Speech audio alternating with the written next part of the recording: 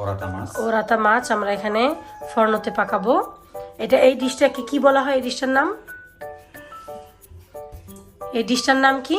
ওরাতা আল ফর্নো con verdura।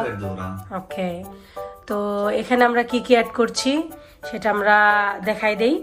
এখানে কি আছে? ক্যাপসিকাম, পেপারোনি, হ্যাঁ পেপারোনি, পমোদোরো, টমেটো আর পাতাতে, হ্যাঁ পটেটো, এখানে আছে অনিয়ন আর কারোতে। আর এখানে যে মশলাটা ইউজ করা হয়েছে ম্যারিনেট করা, এই মশলাটা একদমই সিম্পল ভাবে আমরা তৈরি করছি। একটু ইয়োগার্ট আর একটু আদা রসুন, তারপর একটু স্পাইসি পাউডার আছে, মির্চ মশলা, এগুলো একটু টুকটাক আছে, লবণ, বাস। আর উপর দিয়ে আমরা একটু ডেকোরেশনের জন্য রোজমারিনিও দিয়ে দিয়েছি।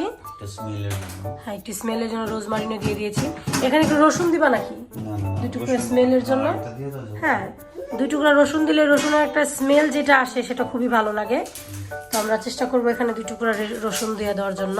তুমি অ্যাড করে দিতে পারেন যখন এটা ফর্নতে পাকবে। এই রসুনের স্মেলটার জন্য খুব একটা স্মোকি স্মেল আসবে, অনেক ভালো লাগবে গ্রানটা।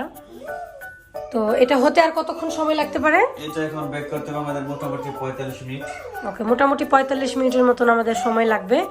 তো চলুন, এর ফাঁকে আমরা এখন আমাদের পেশিটা ফর্নতে দিয়ে দিয়েছি। এটা হতে খানিকক্ষণ সময় লেগে যাবে, মোটামুটি 40 থেকে 45 মিনিট সময় লাগবে।